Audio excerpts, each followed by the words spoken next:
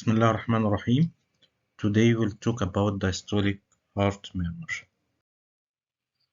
Definition: diastolic murmurs murmur that starts with or after the second heart sound, but ends at or before the first heart sound.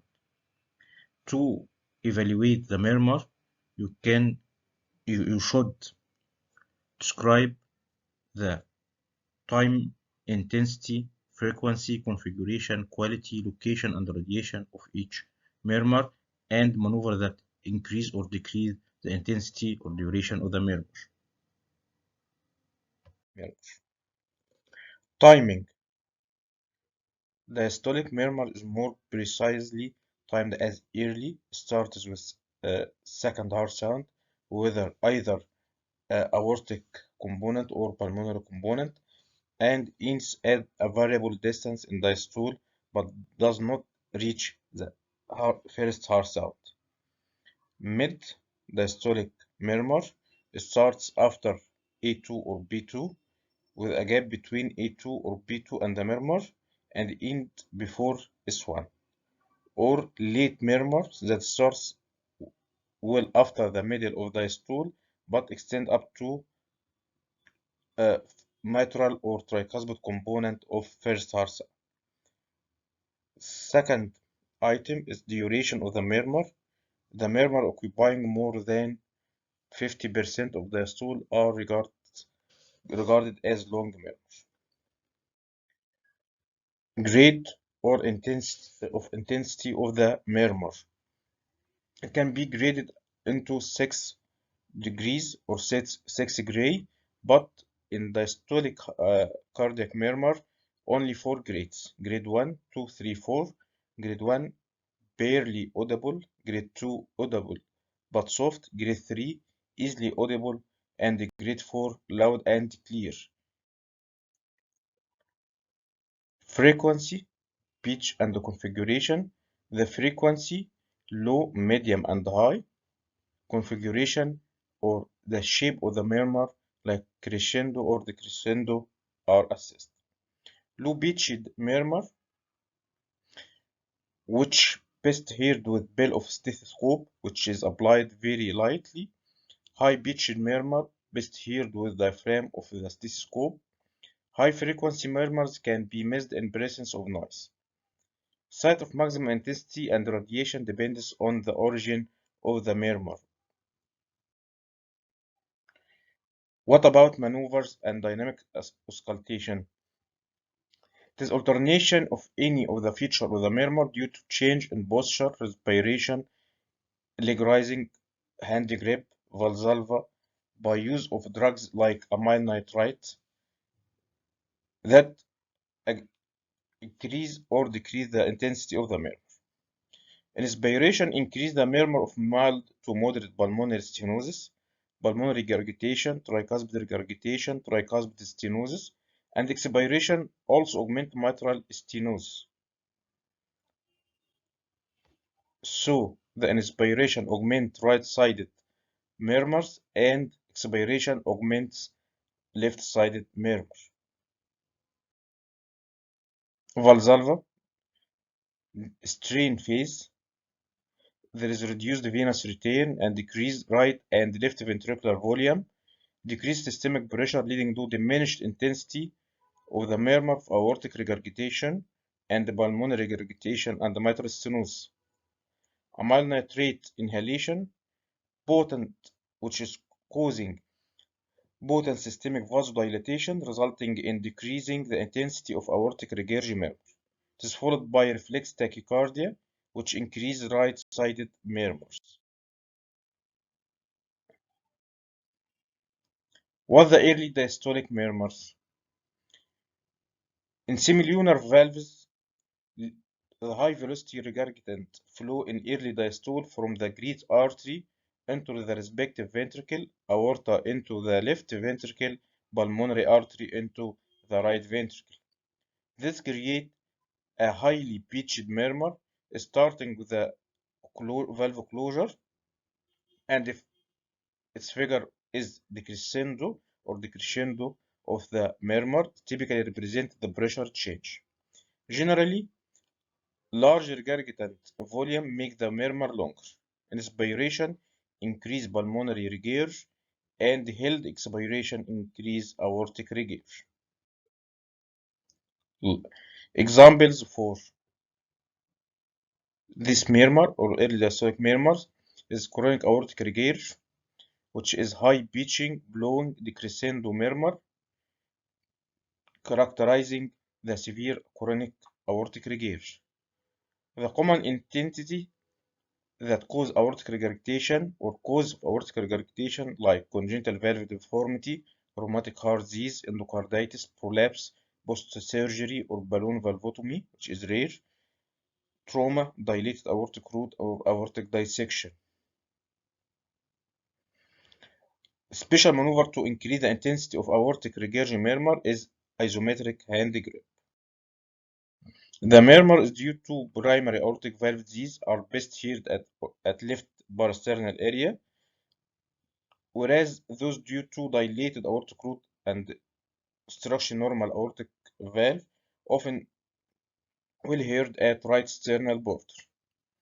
Sitting or leaning forward posture will make the aortic regurg murmur more audible.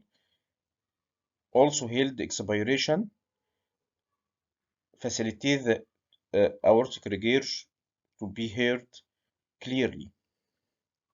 It can be augmented by maneuver that increase after load like squatting, non-isometric hand grip. Additionally, systolic murmur due to large stroke volume and Austin Flint murmur may be heard. Acute aortic regurg. The murmur is softer and shorter because high left diastolic pressure rises rapidly diminishing the aortic LV pressure gradient. Also tachycardia which occur in acute aortic regurg and soft first start sound are clues to diagnose acute or subacute aortic regurg. Early diastolic murmur due to pulmonary regurg. Aortic regurg has variety of conditions like pulmonary hypertension, which is called Graham-Steele murmur, congenital defect, post-valvuloplasty, endocarditis, carcinoid disease, annular dilatation due to Marfan, other collagen disease, or idiopathic dilatation of pulmonary artery. Other rare causes are low pressure pulmonary regurg include carcinoid, rheumatic heart disease, and catheter-induced. Mid-diastolic murmur. So the early diastolic murmur was aortic regurg, whether acute or chronic aortic regurg, and pulmonary regurg. Mid-diastolic murmurs. Mitral stenosis produce mid-diastolic murmur. Narrowed mitral valve produce pressure gradient between left atrium and left ventricle, and the gradient is increased by increase in heart rate or cardiac output. This murmur is generated due to increased blood flow through the narrowed mitral valve in presence of diastolic pressure gradient across the valve. Beside mitral stenosis, there are other mid-diastolic murmur like tricuspid stenosis, CARICOM murmur, left atrial myxoma, flow murmur like ASD or functionally mitral stenosis like ASD, PDA, VSD, or severe mitral and tricuspid regurg. Mitral stenosis, the classic murmur is described as low-pitched, rough, rumbling mid-diastolic murmur with pre-systolic accentuation. The best site to be heard at apex, especially in left lateral position with bell of stethoscope. Special sounds may be heard with mitral stenosis like opening snap, preceding the murmur. In late diastole, the atrial contraction further increases the pressure gradient, producing the typical pre-systolic accentuation of the murmur. Duration will correlate with the severity of mitral stenosis and is useful as clinical clue to diagnose the mitral stenosis. The loudness of murmur of or mid-diastolic murmur of mitral stenosis not related to severity of mitral stenosis. In severe mitral stenosis, when associated with severe right heart failure or pulmonary hypertension, the duration of murmur may be shortened, and also in high cardiac output state like pregnancy, duration of murmur may be longer. What the CARICOM murmur? In acute rheumatic fever due to acute valvulitis or myocarditis, causing edema of the mitral valve leaflet, leading to relative mitral stenosis, which causing mid-diastolic murmur. Left atrial myxoma. Left atrial myxoma can produce similar murmur and can be confused with mitral stenosis, but it frequently pre-systolic in timing and crescendo in configuration, changing intensity and characterization of the murmur with alteration in posture, typically of left atrial myxoma. The murmur begins when the tumor is pushed toward the mitral valve with the onset of ventricular systole while the flow across the valve is continuous. Tricuspid stenosis. Rheumatic tricuspid stenosis mostly associated with mitral valve lesions, rarely to be isolated rheumatic tricuspid stenosis. The tricuspid stenosis murmur is scratchy and becomes longer and louder by any maneuver that increases the venous return, like inspiration, exercise, leg raising. The two murmurs can be separated by character and location of the murmur, but the murmur resembling mitral stenosis but increase in intensity on inspiration, which is called Carvello maneuver, and may be late diastolic. But the mitral stenosis increase with expiration on left lateral position. There may be an opening snap and occasionally split first heart sound, a wave in jugular venous pressure. In presence of atrial fibrillation, tricuspid stenosis murmur may be more obscured, causing considerable difficulty.